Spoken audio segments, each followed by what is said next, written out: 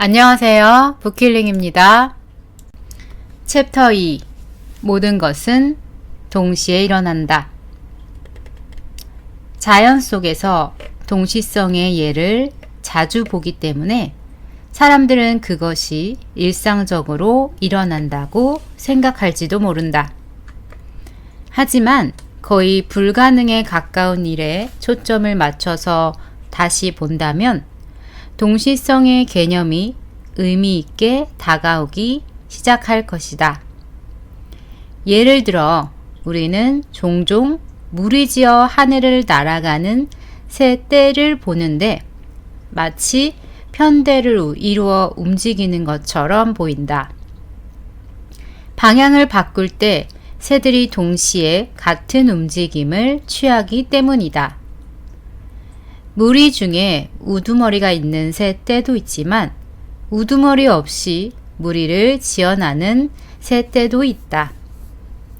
그들은 우두머리가 없음에도 다른 새들과 조화를 이루면서 움직인다. 한순간에 방향을 바꾸며 모든 새들이 정확히 같은 순간에 자신들의 항로를 변경한다. 그리고 완벽하게 그것을 실천에 옮긴다. 당신은 날아가면서 서로 부딪히는 새들을 한 마리도 보지 못할 것이다. 새들은 마치 하나의 유기체처럼 위로 솟아오르고 방향을 바꾸고 아래로 곤두박질 친다. 마치 말없는 명령이 내려져서 모든 새들이 그것에 즉시 복종하는 것 같다. 어떻게 그런 일이 일어날 수 있을까? 서로 정보를 교환할 만한 시간이 없기 때문에 새들의 행동에서 보이는 상관성은 비국소적인 지성으로밖에는 설명할 수 없다. 물리학자들은 이 비밀을 밝히려고 오랫동안 새들의 움직임을 관찰해 왔다. 하지만 지금까지도 비밀을 밝혀내지 못했다. 새들의 복잡한 행동과 완벽에 가까운 정확성은 매번 물리학자들을 혼란에 빠뜨렸다. 또 공학자들은 새들의 움직임을 연구해서 교통사고를 예방할 수 있는 방법을 찾으려고 노력했다. 새들의 인지 과정을 파악해서 도로나 차의 설계에 이용한다면 더 이상 교통사고는 일어나지 않을 것이다. 도로 위의 모든 차량이 매 순간 어떻게 움직일 것인지 미리 알 수 있기 때문이다. 하지만 비국소적인 일을 기계적인 세계로 가져올 수는 없기 때문에 이 연구 역시 성공하지 못할 것이다. 새 떼나 물고기 떼에서 흔히 볼 수 있는 즉각적인 의사소통은 영적인 차원에서 온다. 가상의 영역에서 세계를 조직하는 비국소적인 지성에서 오는 것이다. 그 결과는 동시성이며 이때 모든 존재는 자신의 환경과 다른 존재들과 완벽한 조화를 이루면서 우주의 리듬에 맞춰 춤을 춘다. 새와 물고기가 자연에서 일어나는 동시성 중에 가장 눈에 띄는 예지만 그런 일들은 비일비재하다. 모든 사회적 생물은 비국소적 의사소통의 증거를 보여주며 지금도 곤충과 동물의 집단을 대상으로 보다 폭넓은 연구가 진행된다. 이 연구에 따르면 위협에 보이는 동물들의 반응은 즉각적이며 일반적인 의사소통 방식보다 훨씬 빠르다는 것이다. 동물과 사람 사이에 일어나는 비국소적 의사소통. 과학자 루퍼트 쉘드레이크는 개와 인간 사이의 비국소적 의사소통을 보여주는 몇 가지 놀라운 연구를 했다. 보통 사람과 개 사이에는 매우 깊은 유대감이 있다. 쉘드레이크는 주인이 집에 돌아오는 시간을 개들이 알고 있는 듯한 사례들을 상세히 보고했다. 주인이 돌아오기 10분 전에서 2시간 전부터는 개는 문 앞에 앉아 도착하기를 기다린다. 마치 주인이 오는 것을 예견이나 한 듯이 말이다. 회의적인 생각을 가진 사람들은 이것은 단지 습관의 문제이며 주인이 매일 특정한 시간에 집에 오기 때문에 개들은 차 소리를 듣거나 멀리서 주인의 냄새를 맡을 수 있다고 말했다. 하지만 개들은 주인이 예측할 수 없는 시간에 집에 올 때도 그것을 정확하게 예견할 수 있다.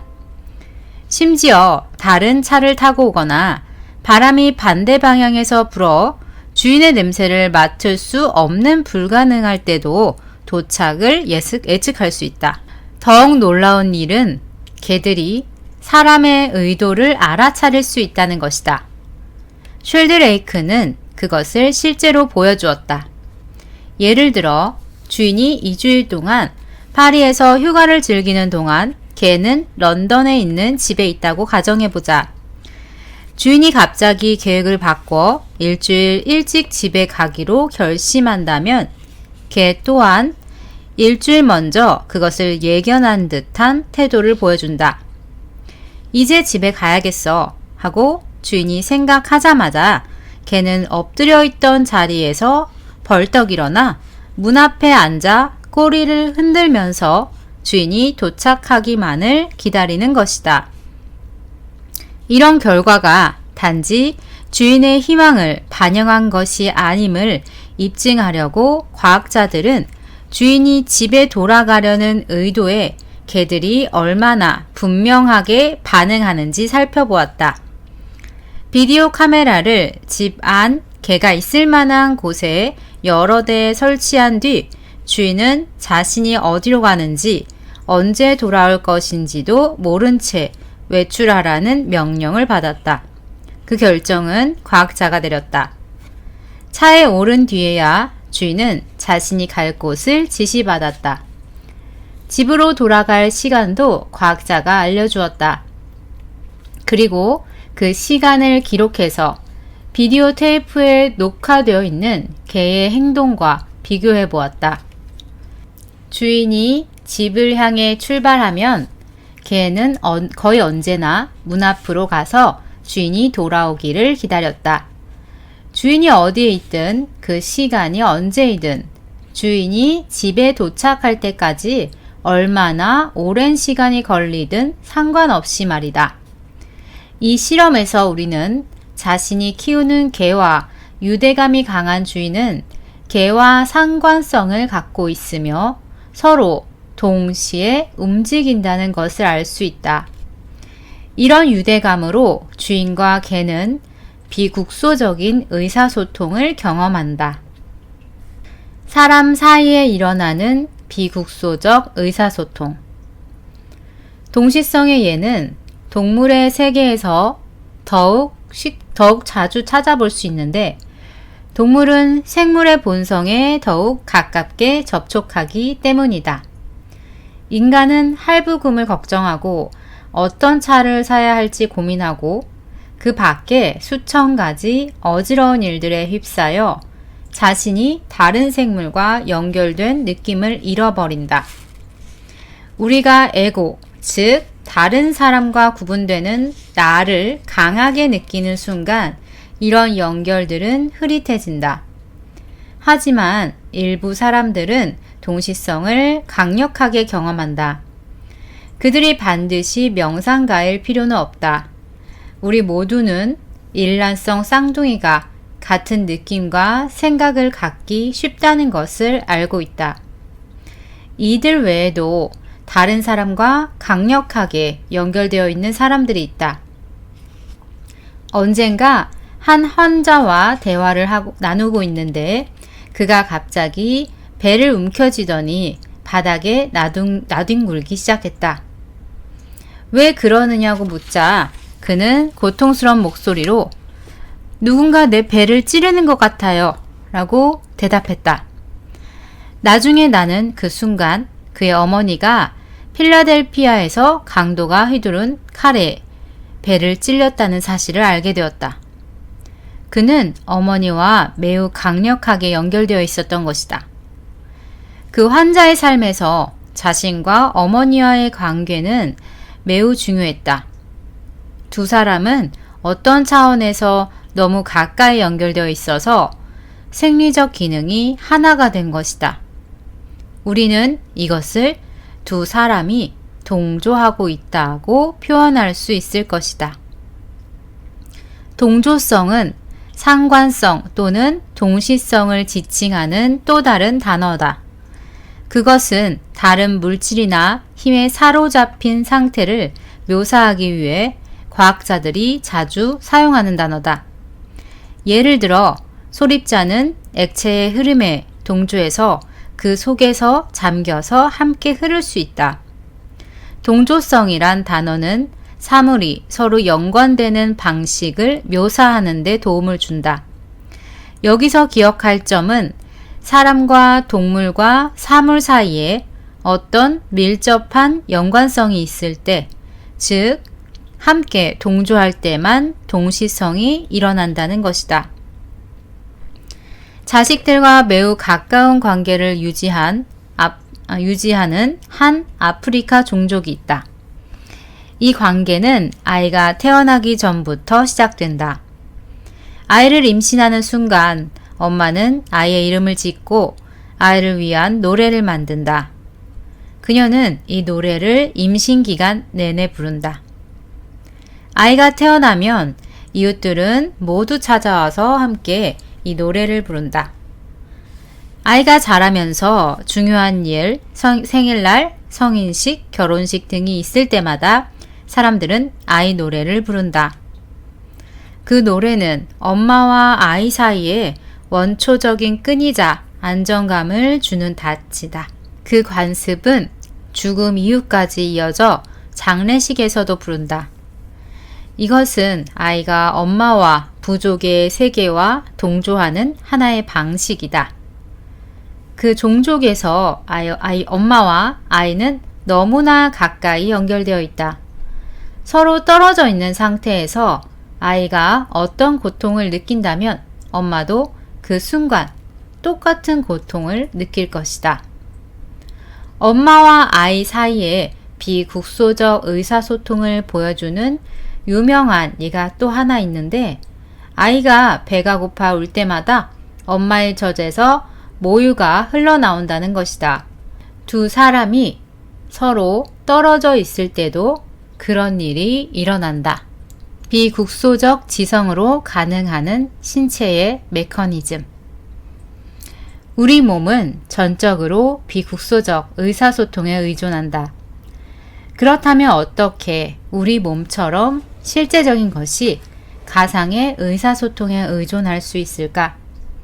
우리 몸은 대략 100조 개의 세포로 구성되어 있는데, 그것은 은하수에서 밝게 빛나는 모든 별 속에 1000개의 세포가 있는 것과 비슷한 숫자다. 100조 개의 세포를 생산하는 데는 단지 50번의 복제만 필요하고, 그 일은 하나의 세포로 이루어진 수정란에서 시작된다. 첫 번째 복제는 2개의 세포를 만든다. 두 번째 복제는 4개의 세포를 만든다. 세 번째 복제는 16개의 세포를 만들고, 그런 식으로 계속 복제가 이어진다. 50번째 복제에서 당신의 몸속에는 100조 개의 세포가 만들어지며 거기서 복제는 중단된다.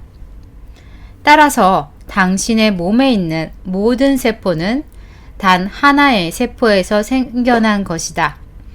하나의 세포가 복제를 거듭하는 동안 어느 순간부터 세포들은 차별성을 갖기 시작한다. 인간의 몸에는 대략 서로 다른 250가지의 세포들이 있으며, 그것은 둥글고 단순한 지방세포에서부터 가늘게 뻗어나간 신경세포까지 다양하다.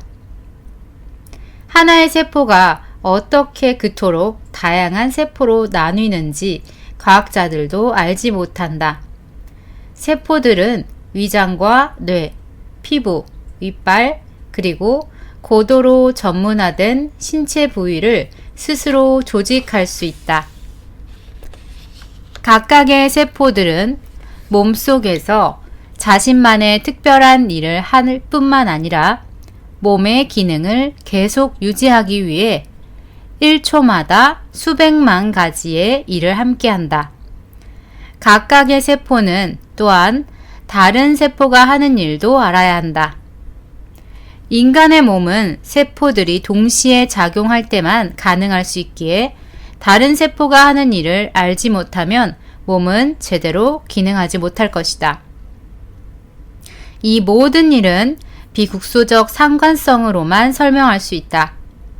그렇지 않다면 어떻게 1초마다 100조 개의 세포들이 100만 가지의 일을 조화롭게 처리하면서 인간의 몸이 살아 숨쉬게 할 수 있겠는가? 비국소적 지성이 아니라면 어떻게 인간의 몸이 생각하고 몸 안에 독성을 제거하고 아이에게 미소 짓고 심지어 아이를 만드는 일을 동시에 할 수 있겠는가? 내가 발가락을 움직이고 싶다면 먼저 그것을 생각해야 한다. 그 생각은 대뇌 피질을 활성화시키고 그것은 다시 신경을 자극해서 척수를 통해 다리로 내려가서 발가락을 움직이게 한다. 그것은 정말 기적 같은 일이다. 도대체 생각은 어디에서 온 것일까? 생각이 있기 전에는 어떤 에너지도 없었는데 내가 발가락을 움직이려는 의도를 갖자마자 뇌 속에서 강력한 전자기가 일어나고 그것이 신경계를 자극해서 화학물질을 배출하게 했다. 이런 과정을 모두 거친 뒤에 내 발가락이 움직였다.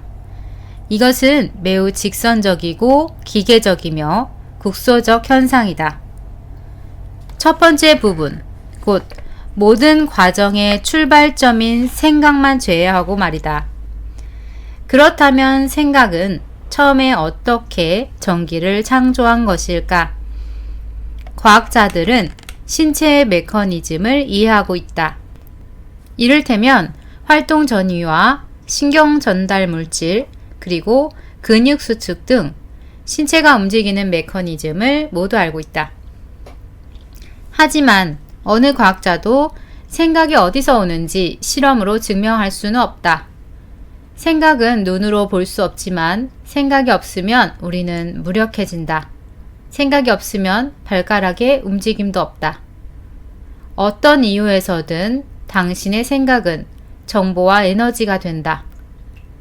그렇다면 도대체 생각은 어디에서 오는 것일까? 생각은 가상의 영역에서 온다는 것이 그 답이다. 비국소적 지성으로 신체의 모든 기능도 동시에 작용한다. 우리의 몸은 언제나 동시에 행동한다. 우리의 물질적인 몸에 작은 혼란이 일어날 때마다 몸 전체가 함께 반응한다. 예를 들어 당신이 하루 종일 먹지 못해 혈당이 떨어지는 상황을 가정해보자. 그런 일이 일어나면 즉시 당신의 혈당을 보충해주기 위해 모든 신체 기관이 동시에 작동한다. 췌장은 글루카곤으로 불리는 호르몬을 분비한다. 글루카곤은 간에 저장된 당을 포도당으로 바꾸며 이것은 곧바로 에너지로 쓰일 수 있다. 그뿐만 아니라 지방세포는 지방산과 포도당을 혈액 속으로 흘려보내고 신경계는 뼈에 붙은 근육이 자신에게 저장된 포도당을 포기하도록 자극한다. 이 모든 일들이 동시에 일어난다. 인슐린 수치는 낮아질 것이고 심장은 힘을 얻기 위해 더욱 빠르게 뛸 것이다. 혈당 수치를 정상으로 되돌리려는 의도 속에서 몸 안에서 거의 100만 가지의 일들이 일어날 것이다. 그리고 그것은 몸에서 동시에 일어나는 다른 모든 기능 중에 하나일 뿐이다. 이 모든 일들은 비국소적 의사소통으로만 일어날 수 있다. 그것은 빛의 속도보다 빠르게 전달되는 정보로서 표준 물리학을 넘어선 곳에 있다. 이런 비국소적 의사소통은 심장에서 일어나는 정기적 활동의 공조로 이루어진다는 주장이 있다. 당신의 심장은 속도 조절기라고 불리는 것을 갖고 있다. 그것은 정상적인 심장이 1분에 약 72회의 심장搏동을 유지하도록 해준다. 당신의 심장에 있는 속도 조절기는 몇 초마다 정기적인 충격을 일으키며 그 충격을 받은 심장은 기계적으로 수축한다. 당신 몸속에 정기적 흐름이 생길 때마다 그 주변으로 전자기장이 만들어진다. 따라서 심장은 한번 박동을 할 때마다 자신의 전자기적 에너지를 신체의 나머지 부분에 퍼뜨린다. 심지어는 자신의 전자기장을 신체 외부에까지 전달한다. 에너지는 몸 전체로 전해진다. 이처럼 심장은 신체의 주요 진동기며 자신만의 전자기장을 갖고 있다. 신체의 모든 세포들이 다른 세포들과 동조하게 하려고 심장은 공조의 장을 창조한다. 이것은 모든 세포들이 동시에 다른 모든 세포들과 조화를 이루게 한다. 세포들이 똑같은 공조의 장에 들어와 있을 때 그들은 모두 같은 음악에 맞춰 춤을 추고 있는 것이다. 연구 결과에 따르면 우리가 창조적으로 생각하거나 평화로움을 느낄 때 또는 사랑에 빠질 때 그 감정들이 매우 일관된 전자기장을 발생시킨다고 한다. 그 전자기장은 당신 몸의 나머지 부분으로 퍼져나간다. 그것은 다시 신체의 모든 세포들을 서로 연결시키는 공조의 장을 창조한다. 모든 세포는 다른 세포들이 하고 있는 일을 알고 있다. 세포들이 모두 같은 일을 하면서도 효율적으로 자신만의 독특한 역할을 하고 있기 때문이다. 예를 들어 위장세포는 염산을 만들고 면역세포는 항체를 생산하고 췌장세포는 인슐린을 제조하는 등의 서로 다른 역할을 하고 있다. 건강한 몸속에서 이런 동시성은 완벽하게 작용한다. 건강한 사람들은 이런 리듬에 정확히 맞춰져 있다. 질병이 생길 때 이런 리듬 중 하나가 사라진다. 스트레스는 가장 큰 혼란 요인이다. 만일 당신이 스트레스를 받거나 적개심을 느낀다면 당신의 몸은 균형을 잃은 것이다. 스트레스는 우리와 다른 모든 것을 연결해주는 비국소적 끈을 끊어버린다. 질병에 걸릴 때 당신 몸의 한 부분이 억압받기 시작한다. 채널이 비국소적 지성의 장에서 다른 곳으로 돌아가는 것이다. 많은 감정들이 심장의 전자기장을 붕괴시킬 수 있다. 그 중에서도 가장 분명하게 밝혀진 감정은 분노와 적개심이다. 일단 이런 동시성이 혼란에 빠지면 당신의 몸은 분리된 방식으로 움직이기 시작한다. 면역 체계가 약해지고 이것은 다시 다른 문제로 확산된다. 암이나 전염병에 쉽게 걸린다든지 노화가 빨라지는 것이다. 분노의 감정은 너무나 강렬해서 동물도 감지할 수 있을 정도다. 개가 적개심을 품은 사람을 본다면 아마도 사납게 지저댈 것이다. 어디를 가든 당신은 이런 근본적인 차원에서 자신의 상태를 퍼뜨리고 있는 것이다. 비국소적 지성으로 자연도 하나의 유기체처럼 움직인다. 비국소적 지성과의 연결은 우리 몸을 벗어난 곳에서도 일어난다. 우리 몸이 균형을 이루고 있듯이 우주 또한 균형을 이루고 있다. 우주는 자신의 균형을 리듬이나 순환을 통해 보여준다.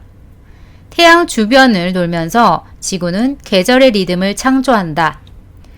겨울이 여름으로 바뀌고 철새들은 이동을 시작하고 물고기들은 산란 장소를 찾아가고 꽃들이 피어나고 나무는 싹을 틔우고 열매는 무르익고 알은 부화된다.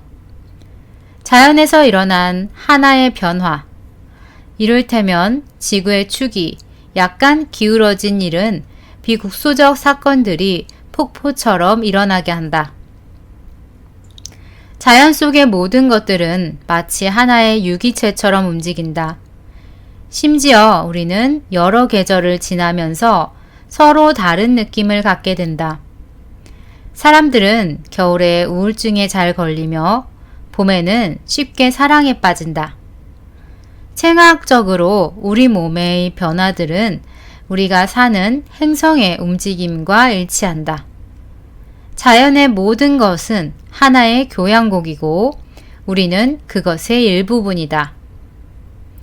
지구는 축을 중심으로 돌면서 우리에게 24시간의 주기, 곧 매일의 리듬을 전해준다. 야행성 동물은 밤에 일어나고 낮 동안 잠을 잔다. 새들은 새들의 시간으로 알려진 특정한 시간의 먹이를 찾아 나선다. 우리 몸 또한 24시간의 리듬과 일치한다. 캘리포니아 주에서 대부분의 시간을 보내는 내 몸은 의식적인 노력 없이도 캘리포니아의 리듬에 맞춰져 있다. 내 몸은 일출을 예견하면서 매일 거의 같은 시간에 나를 잠에서 깨어나게 한다. 그리고 저녁에는 몸의 움직임이 느려지면서 잠을 준비하게 만든다. 수면 중에도 내 몸은 여전히 활동적으로 움직이면서 수면의 다양한 단계를 지나고 나의 뇌파는 계속 변화한다. 몸의 서로 다른 기능을 조절하는 호르몬 또한 계속 분비된다. 하지만 깨어있는 시간에 분비되는 호르몬의 양과는 차이가 있다. 각각의 세포는 여전히 자신에게 주어진 100만 가지 활동을 한다. 이렇게 몸은 자신의 밤의 주기를 완성한다. 지구에 사는 우리는 24시간의 주기적 리듬 속에서 태양의 영향을 느낀다.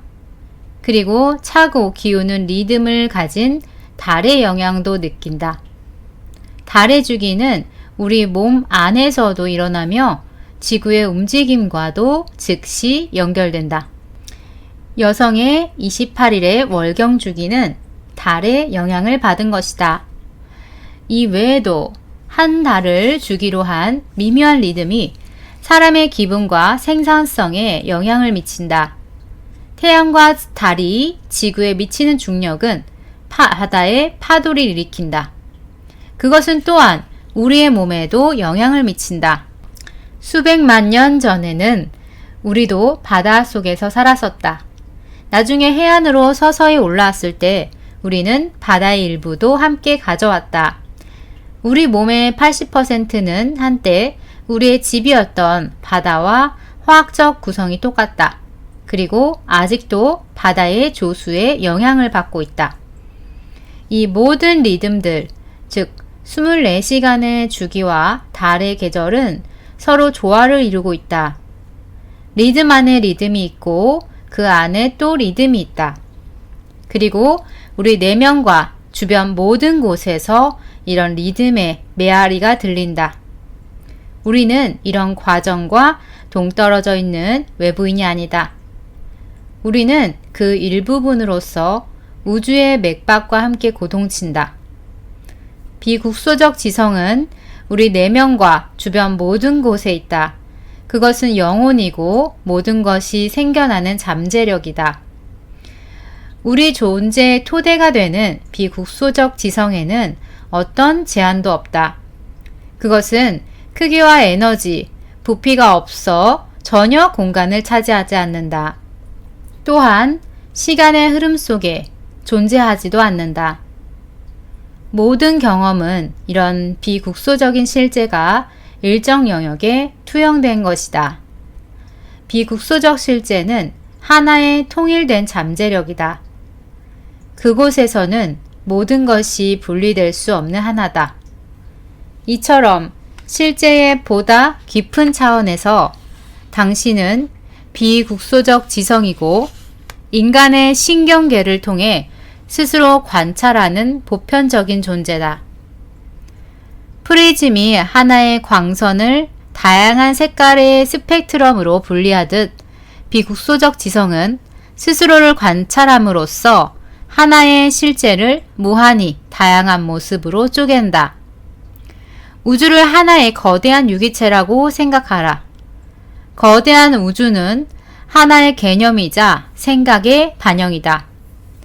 비록 어딘가에서 수천 명의 관중이 들어찬 거대한 축구장을 보더라도 실제로 일어난 현상은 당신의 뇌에서 작은 전기 자극이 있었다는 것이다.